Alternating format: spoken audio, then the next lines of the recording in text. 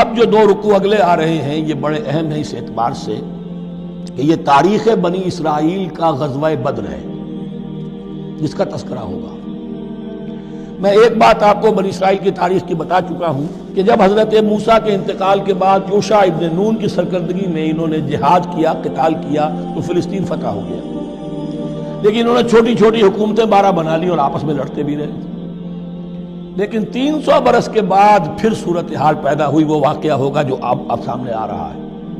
کہ جب ان کے اوپر دنیا تنگ ہو گئی، آس پاس کے جو کافر اور مشرک لوگ تھے انہوں نے انہیں دبا لیا، بہت سو کو ان کے گھروں سے، ان کے ملکوں سے نکال دیا، تو پھر تنگ آ کر انہوں نے کہا اس وقت کے نبی سے کہ ہمارے لیے کوئی بادشاہ بنا دیجئے، سپہ سالار بنا دیجئے، اب ہم اللہ کی راہ میں جنگ کریں گے۔ تو وہ جو جنگ ہوئی ہے طالوت اور جالوت کی، اس جنگ کے بعد سے خلافت راشدہ شروع ہوئی ہے دور بنی اسرائیل کی۔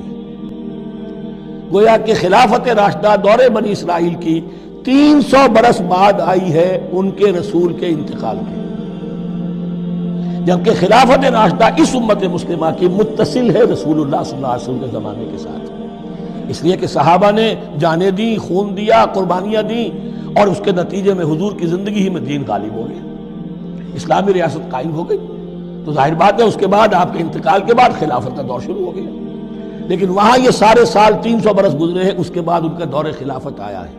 اور اس میں بھی 3 خلافتیں ہیں کہ جو متفق علیہ ہیں، ویسے وہاں تو وہ نبوتیں ہیں، طالوت علیہ السلام، داؤد علیہ السلام اور سلیمان علیہ السلام۔ چوتھی خلافت پر آ کر تقسیم ہو گئی ہے، جیسے حضرت علی کے زمانے میں چوتھی خلافت میں عالم اسلام جو ہے دارالاسلام منقسم ہو گیا کہ مصر اور شام نے حضرت علی کی خلافت کو تسلیم نہیں کیا۔ اسی طرح حضرت سلیمان کے 2 بیٹوں میں پھر ان کی مملکت تقسیم ہو گئی، ایک اسرائیل اور ایک یہودیہ، یہ 2 ریاستیں وجود میں آئی، جوڈی۔ بہرحال یہ جو واقعہ تھا کہ جس کے بعد خلافت راشدہ شروع ہو رہی ہے، اسلام کا غلبہ شروع ہو رہا ہے حضرت موسیٰ کی تاریخ میں، وہ ہے طالوت اور جالوت کی جنگ، اس کے لیے اب یہاں پر تذکرہ ہو رہا ہے، اور یہ بھی ایک آئینہ دکھایا جا رہا ہے صحابہ کرام کو، اب یہی مرحلہ تمہیں درپیش ہے۔ غزوہ بدر آیا چاہتا ہے، آئینہ، coming events cast their shadows before, تمہیں پہلے سے بتایا جا رہا ہے۔ الم تر الی الملأ من بنی اسرائیل من بعد موسیٰ، کیا تم نے غور نہیں کیا موسیٰ کے بعد بنی اسرائیل کے سرداروں پر، ملأ من بعد موسیٰ، اذ قالوا لنبی لہم، جبکہ انہوں نے اپنے نبی سے کہا، یہ تو میں آپ کو حدیث سنا چکا ہوں، کوئی وقت ایسا نہیں گزرا حضرت موسیٰ کے بعد کہ نبی کوئی نہ کوئی موجود نہ رہا ہو، حضرت عیسیٰ تک۔ اس زمانے کے جو نبی تھے ان سے انہوں نے کہا لَهُمْ مُبَعْثُ لَنَا مَلِكًا نُقَاتِلْ فِي سَبِيلِ اللَّهِ، اب ہمارے لیے کوئی بادشاہ مقرر کر دیجئے تاکہ ہم اللہ کی راہ میں قتال کریں، جنگ کریں۔ یہاں بادشاہ سے مراد ہے جو سپہ سالار ہو، نبی ہے تو ظاہر بات ہے کہ نبی کا رتبہ تو بلند رہے گا، لیکن نبی کے تابع ہو کر کوئی شخص کہ جو جنگ کی سپہ سالاری کر سکے اس کو نامزد کر دیجئے۔ قال هل عصیتم ان کتب علیکم القتال الا تقاتلوا، جو نبی تھے یہ سموئیل نبی تھے، سموئیل، یہ آپ اولڈ ٹیسٹمنٹ میں پڑھیں گے، سموئیل نبی۔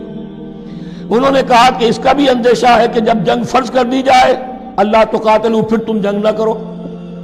یعنی ابھی تو بڑے تمہارے دعوے ہیں، بہادری دکھا رہے ہو، بڑا جوش و خروش ہے، کہیں ایسا تو نہیں ہوگا کہ ادھر سے میں اللہ تعالیٰ سے اجازت بھی لوں جنگ کی اور تمہارے لیے کوئی سپہ سالار یا بادشاہ بھی بنا دوں اور پھر تم جنگ سے کرنی کترا جاؤ۔ قالوا وما لنا الا نقاتل فی سبیل اللہ، ان کا کیا کیسے ممکن ہے کہ ہم اللہ کی راہ میں قتال نہ کریں، وقد اخرجنا من دیارنا وابنائنا، جبکہ ہمیں نکال دیا گیا ہے ہمارے گھروں سے اور ملکوں سے اور اپنے بیٹوں سے، یعنی ان کی اولاد کو تو انہوں نے غلام بنا لیا، ان کی عورتوں کو باندیاں بنایا، اب یہ تو نکلے ہوئے ہیں اپنے ملکوں سے، خوف سے بھاگے ہوئے۔ فلما کتب علیہم القتال، تو جب ان پر وہ جنگ فرض کر دی گئی، تولوا الا قلیلا منہم، تو پیٹھ پھیر گئے سب کے سب سوائے کچھ لوگوں کے۔ یہ گویا کہ تنبیہ کی جا رہی ہے، مسلمانوں تم بھی بہت کہتے رہے ہو کہ حضور ہمیں جنگ کی اجازت ملنی چاہیے، ہم کب تک یہ ظلم سہیں گے، لیکن ایسا نہ ہو، دیکھو اب جب جنگ کا حکم آئے، اب پڑھ چکے ہم وہ آیت کتب علیکم القتال وہو کرہ لکم، اب اچھی نہیں لگ رہی جنگ، جان تو پیاری ہے، تو اب دکھا دیا گیا وہاں بھی یہ ہوا۔ واللہ علیم بالظالمین، اور اللہ ایسے ظالموں سے خوب باخبر ہے۔ وقال لهم نبیہم، اور ان سے کہا ان کے نبی نے، ان اللہ قد بعث لکم طالوت ملکا، تمہارے لیے اللہ تعالیٰ نے طالوت کو بادشاہ مقرر کیا ہے۔ ان کا نام تورات میں آیا ہے سول یا ساؤل، SAUL۔ اب یہ سمجھ میں نہیں آتا، ہو سکتا ہے کہ اصل نام ساؤل ہو، لیکن چونکہ وہ بہت قداور تھے، طول قداور، اس لیے ان کا ایک صفاتی نام ہو طالوت۔ قرآن مجید نے صفاتی نام دیا ہے کہ وہ بہت قداور تھے۔ قالوا انا یکون لہ الملک علینا،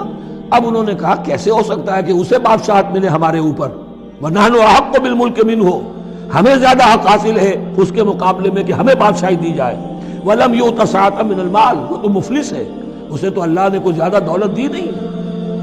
کیونکہ ان کے معیار تو یہی تھے، جو دولت مند ہے وہی صاحب عزت ہے۔ قال ان اللہ اصطفاہ علیکم، اب نبی نے کہا اب جو چاہو کہو، اللہ نے اس کو چن لیا ہے تم پر، یہ فیصلہ اب ہو چکا، اللہ کا فیصلہ ہے، ڈیوائن ججمنٹ ہے، ڈیوائن ڈیسیجن ہے، کین ناٹ بی ریووکڈ۔ وَزَادَهُ بَسْطَةً فِي الْعِلْمِ وَالْجِسْمِ، اور اسے کشادگی عطا کی ہے علم اور جسم دونوں چیزوں میں، قداور ہے، طاقتور ہے، اور اسی طریقے سے علم اور فہم دیا ہے۔ تم دولت دیکھتے ہو، اللہ نے چنا ہے ان دو چیزوں کی بنا پر، جسمانی طاقت، جسمانی قوت، اس دور میں ظاہر بات ہے اس کی بہت ضرورت تھی، اور دوسرے یہ کہ اسے علم دیا ہے، فہم دیا ہے، سمجھ دی ہے، دانش دی ہے۔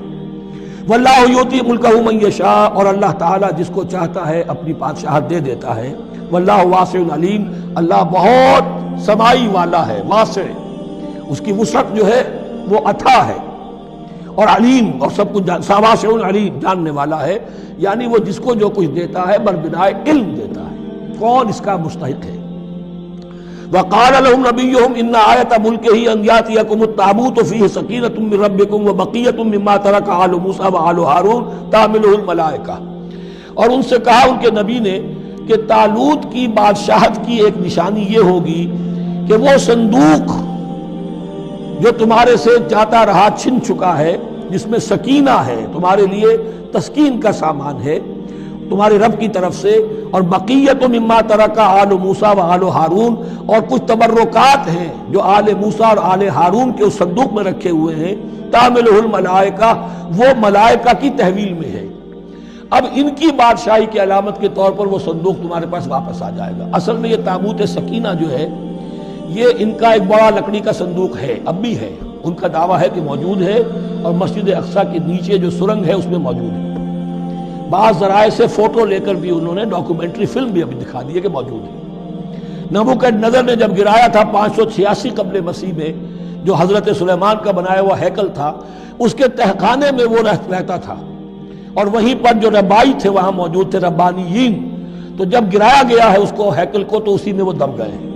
لیکن وہ چاروں طرف سے جو بھی تہخانہ تھا بند ہو گیا ہوگا، اور وہاں پر ان کی لاشیں بھی ہیں اور تابوت سکینہ بھی ہے۔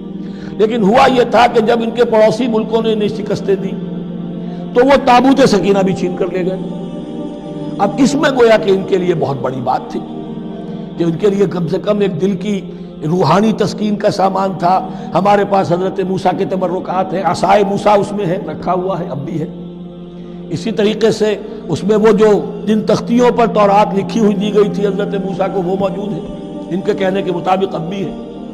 تو اس طریقے سے ان کے لیے تسکین ہوتی تھی، جیسے کہ مسلمان کو خانہ کعبہ کو دیکھ کر تسکین ہوتی ہے، تو فرمایا اس میں تمہارے لیے سکینت بھی ہے، اور تمہارے آل موسیٰ اور آل ہارون کے تبرکات بھی ہیں۔ تحملہ الملائکہ، اس وقت وہ ملائکہ کی تحویل میں ہوا یہ کہ جہاں وہ تابوت لے گئے ان کے دشمن، وہاں پلیگ آ گئی۔ انہوں نے سمجھا کوئی نحوست ہے اس کے اندر جس کی وجہ سے پلیگ آ گئی ہے، انہوں نے ایک چھکڑے کے اوپر اس کو رکھا اور بیلوں کو ہانک دیا، جاؤ جدھر جانا ہے۔ تو حضرت سموئیل نے ان سے کہا کہ طالوت کا اللہ کی طرف سے نامزد کیے جانا ایک علامت اس کی یہ ہوگی کہ وہ تمہاری تسکین کا سامان جو تم سے چھن گیا تھا، ان کے عہد عمارت میں یا ان کے عہد ملوکیت میں تمہیں واپس مل جائے گا، اور وہ فرشتوں کی تحویل میں ہے۔ تو ایک روز وہ چھکڑا جو ہے وہ لیے ہوئے وہ تابوت ان کے ہاں پہنچ گیا۔ ان فی ذلک لآیۃ لکم ان کنتم مؤمنین، یقیناً اس میں تمہارے لیے نشانی ہے اگر تم ماننے والے ہو۔ فلما فصل طالوت بالجنود، اب جب حضرت طالوت اپنے لشکروں کو لے کر چلے، ان میں سے جو لوگ تو انکار کر گئے رہ گئے، جو لوگ چلے ساتھ ان کو لے کر چلے. قال ان اللہ مبتلیکم بنہر، انہوں نے فرمایا اپنے لشکر والوں سے اللہ تعالیٰ تمہاری ایک آزمائش کرے گا ایک نہر سے، دریا سے. یہ جو ہے جارڈن ریور جارڈن، اس کو کراس کر کے پھر حملہ کرنا تھا.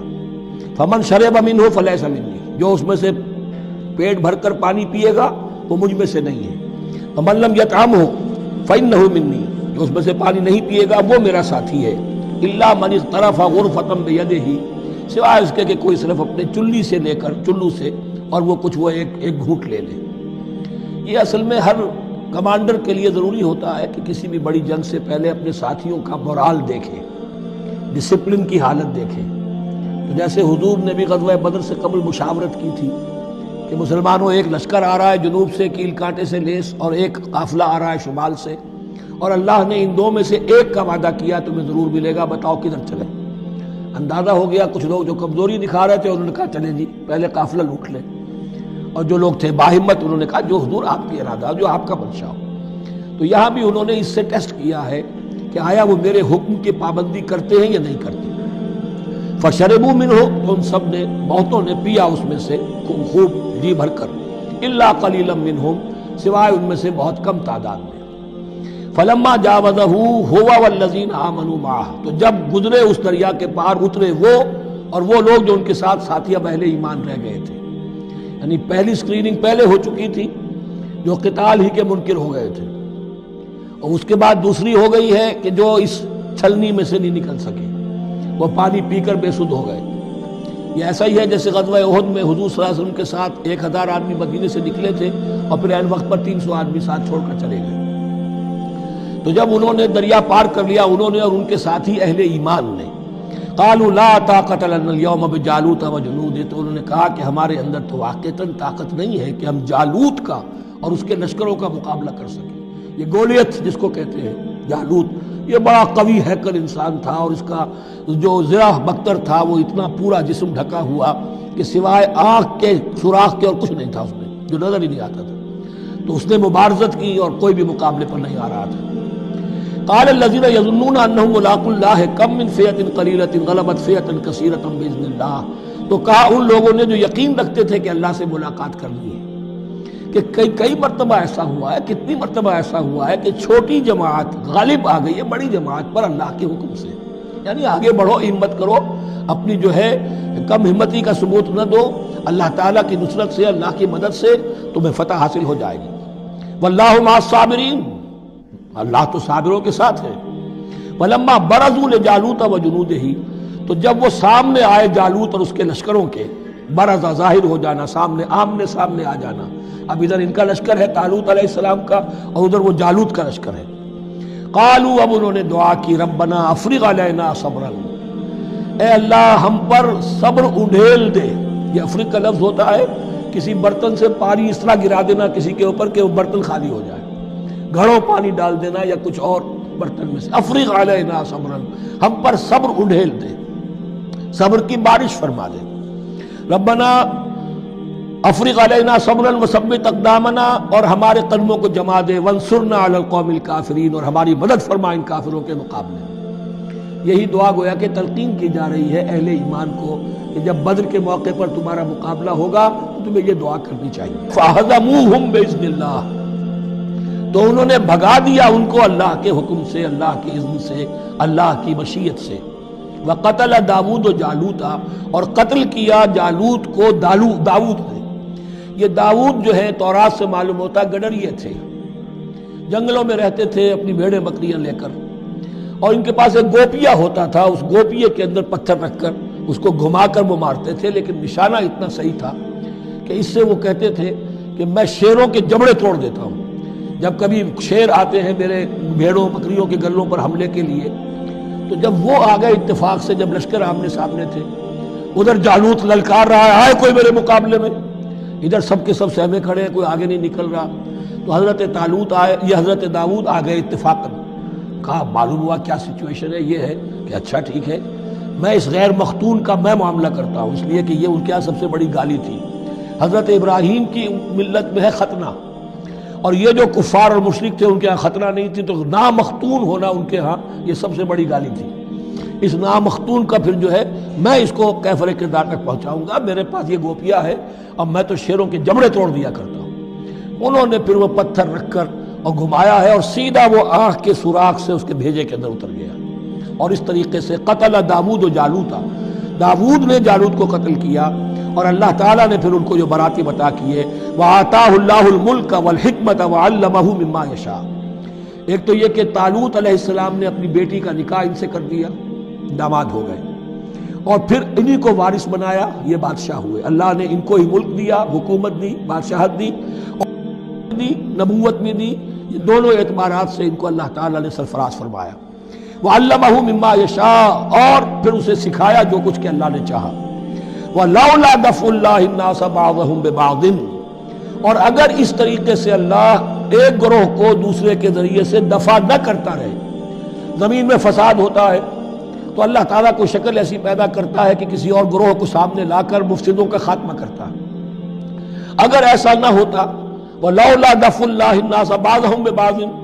لَفَسَدَتِ الْأَرْضُ، تو زمین میں فساد ہی فساد پھیل گیا ہوتا۔ اللہ تعالیٰ نے ان جنگوں کے ذریعے سے ہر بڑا فرعون جو آتا، ہر فرعون موسیٰ، اللہ تعالیٰ نے کوئی نہ کوئی اس کے لیے علاج تجویز کیا ہوا ہے۔ وَلَوْلَا دَفْعُ اللَّهِ النَّاسَ بَعْضَهُمْ بِبَعْضٍ لَفَسَدَتِ الْأَرْضُ وَلَكِنَّ اللَّهَ ذُو فَضْلٍ عَلَى الْعَالَمِينَ، لیکن اللہ تعالیٰ تو تمام جہانوں پر بڑا فضل کرنے والا ہے۔ تِلْكَ آیاتُ اللَّهِ نَتْلُوهَا عَلَيْكَ بِالْحَقِّ، یہ اللہ کی آیات ہیں جو ہم پڑھ کر آپ کو سنا رہے ہیں حق کے ساتھ۔ یہ قول گویا کہ حضرت جبرائیل کی طرف منسوب ہوگا، یہ اللہ کی آیات ہیں اے مسلمانوں، اے محمد صلی اللہ علیہ وسلم، جو ہم آپ کو سنا رہے ہیں حق کے ساتھ۔ وَإِنَّكَ لَمِنَ الْمُرْسَلِينَ، اور یقیناً اے محمد صلی اللہ علیہ وسلم آپ رسولوں میں سے